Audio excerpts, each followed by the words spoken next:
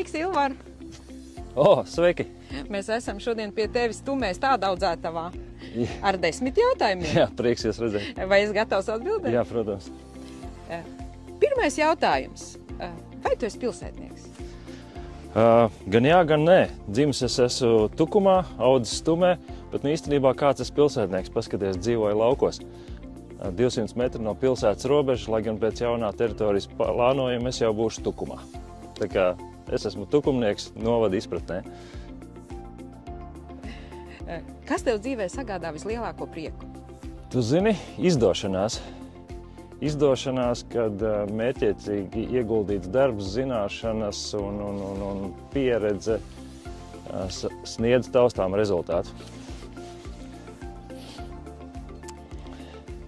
Ko zeme un dārs tev tā pa īstam ir iemācījuši? Mērķiecība un neatlaidība. Dārzā nav iespējams sasniegt rezultātu vienā gadā, tāpēc ieguldītās zināšanas, laiks, darbs, tas sniedz rezultātu.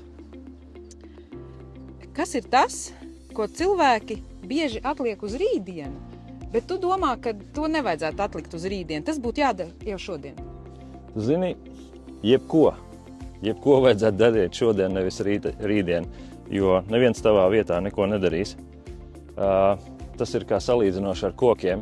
Ja tu šodien gribi jau labi izmēru koku, viņu vajadzēja iestādīt pirms 15 gadiem. Neiestādīs šodien, nebūs arī pēc 15 gadiem. Ilvar, kā tu domā, kā pašvaldība vislabāk var atbalstīt uzņēmēju? Uzņēmējiem ir vajadzīga vide. Ir vajadzīgi darbinieki, ir vajadzīga vieta ražošanai vai pakalpojumiem. Un, ja tas ir lokāls pakalpojums vai produkts, tad arī vietējais patēriņš. Tāpēc tas, ko pašvaldība var darīt, ir sakārtot infrastruktūru, vieta. Tāds var būt šis atbalsts. Kas tavuprāt novadā visvairāk kavē attīstību? Kā to pārvarēt? Zini, gan ģimenē, gan uzņēmēju darbībā, gan arī pašvaldībā nav jau gluži tā kā tai slavenajā teicienā, ka naudas ir tik daudz, kā nekad nav bijis. Tāpēc vajadzības ir daudz. Izglītība, skolas, drošība, vide. Lai virzītos uz priekšu, ir jāpieņem skaidra vīzija, stingri lēmumi un neatlaidība.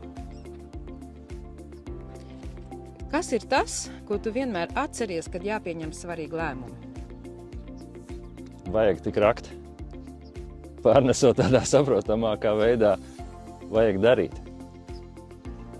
Ilvar, ja tu rīt kļūtu par domas deputātu, kas būtu tavs pirmais darbs? Tāda konkrēta lieta. Jā. Man jau daudzus gadus deg sirds par saucamo mobilitāti. Tas būtu gājēju un veloceliņš no Tukuma līdz Tumei. Nav jau tā, ka pēdējos 4 gados nekas nav noticis. Šogad taps jau gājēju celiņš no Tukuma līdz pat Milskalnei. Tagad Latvijas valsts ceļi projektē nākamo posmu, kas būs no Tukuma līdz Tumei.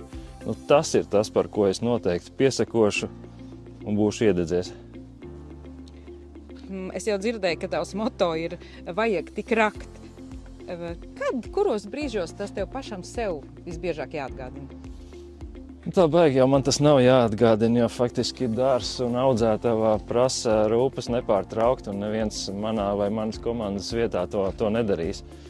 Ja vienīgi zini, kā dārzniekiem bišķi ir ziema, tad ieslēdzās kaut kāda prokrastinācija, bet atliek sagaidīt kaut kādu marta sauli, un tad jau lāpsti ir rokās.